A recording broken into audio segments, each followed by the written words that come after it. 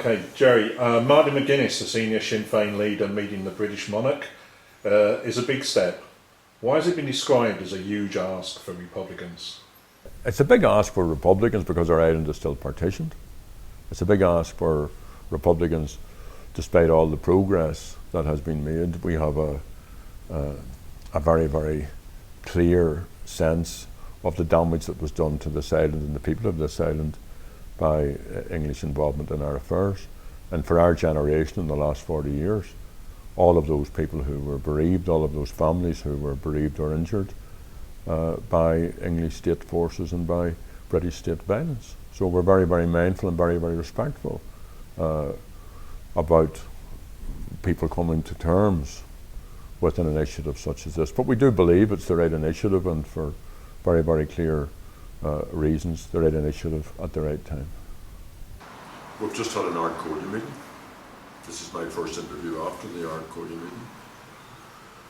The Ard Comhairle meeting happened on the back of 40 meetings right across the island, and we had very good attendance and very, very frank and wide-ranging discussions, and they were reflected accurately because the meeting I did in my own constituency was in many ways reflected in the report of some people being very much against it, other people being very much for it, and then all the opinions in between and people who were obviously listening. But what struck me about the meeting that I was at, and I said this to myself as I was leaving, if the rest of the meetings reflect the unity of purpose. Afterwards, people were over talking to each other, chatting. There was a lot of comradeship. People of different views were making an effort to with a project to be on with. And I thought the unity of commitment to that project, notwithstanding differences of opinion on this issue, was very, very uplifting. So the Ard Comhairle has taken its decision, having heard all of those reports. It's important to note that this isn't part of the Queen of England's Jubilee. It's a separate event. It's important to note that it's sponsored by an All-Ireland agency, an NGO, that it's going to be in a neutral venue. And I think what's particularly important as a sign of the change across the island, and particularly in the north, is that the President of Ireland is going to be present. So we will have the Queen of England, we will have the President of Ireland, and we will have Martin McGuinness and Peter Robinson, the ministers who jointly represent all of us in the north and across the island in the OFM, DFM. Mm-hmm. So why does the meeting take place now? Well, some people were saying, that we didn't meet with the Queen of England when she was in this state a year ago. I have to say I'm very, very strongly of the view that that was the correct thing to do. That meeting was essentially about the normalisation of relationships between this state and the English state, or the English establishment, or the English monarchy. And fair enough, and I'm not objecting to that. And we did acknowledge, and I did so very warmly, some of the things that were said at the time, particularly in Dublin. So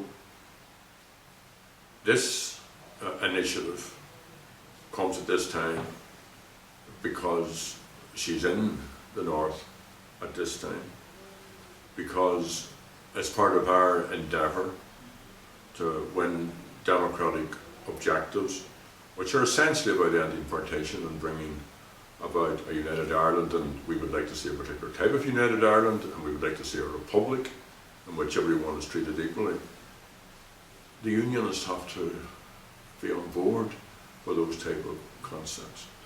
And we've been listening to unionists, and we've been talking to unionists, and they talk about their sense of identity and so on. And notionally, we have to be comfortable. We're a very, very small group of people. Unionists are a very, very large section of our island people. is it possible to be Irish and a unionist? Is it possible to be British and still be comfortable in your skin, living in accommodation with your neighbours? So we want to try and reach beyond the rhetoric. Here is our leader. He obviously is a very, very committed Republican of long standing. He's very, very clear in his anti-partitionism, very, very, very clear in terms of his own involvement in resistance and in struggle over a lifetime. He's prepared to reach out a hand to greet, in the context that I've outlined, someone who we don't accept as the head of our state, but who our neighbours within the unionist fraternity, some of them do accept us. So this is as much a gesture, symbolic though it may be, to try and create a wee bit of space and to try and show that we're serious about what we say about conflict resolution, about what we say about nation building, about what we say about the whole process of national reconciliation, because you're only going to get unity of people through people being reconciled to each other in whatever way accommodation can be established. And I think this is a very, very huge initiative. And I would like to think that it will speed the day when Orange and Green can unite. And I would ask all Sinn Féin members, all Sinn Féin activists, and indeed Republicans, to support this initiative. And I would also ask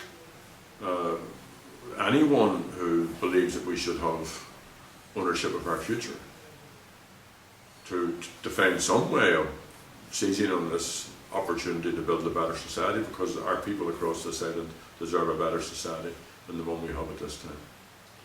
After the meeting happens, it goes ahead next week, what would you like to see happen afterwards? Well, we have our own project. You know, we're, as a political party, are fighting against austerity, north and south.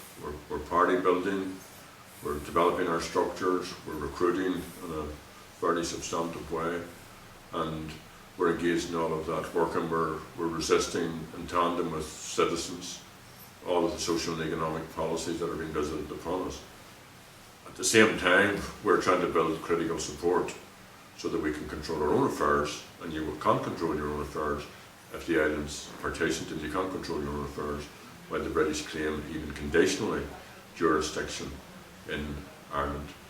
So I would like to think that when this is finished, that we will continue with that project, but that we may have created a new phase of the project.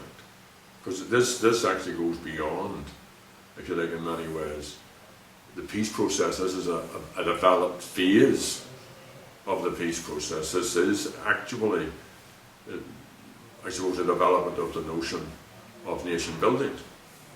So it's saying, particularly to unionists, look, notwithstanding our position, which is a principal position on this issue of the English monarchy and the claim of jurisdiction in Ireland, we want to respect your view of that. So the ideas that come out of all of that, obviously those who would be hostile to Sinn Féin will simply pocket this and go on. Those who would be not wanting to see progress in the peace process will rail against it. And I'm very, very mindful of the families of those who have died in the conflict, of Republican patriot dead, of others within Republican communities who have suffered grievously, been bereaved or injured. But this is also a big ask for them, and we all need to give each other space. Just in conclusion, how would you like people to see this as an initiative from Sinn Féin? What would you like people outside of Sinn Féin to take from this? Well, it's a genuine initiative. It will stretch us, but it's the right initiative at the right time. And it's modern, confident Sinn Féin on this side and at this time trying to brand a new form of politics in terms of social and economic issues, in terms of rural Ireland, in terms of Irish unity, in terms of the type of Ireland that we want to see, but particularly trying to resolve this age-old conundrum of the division between orange and green, and to try and replace that with an accommodation and unity between orange and green. Thank you.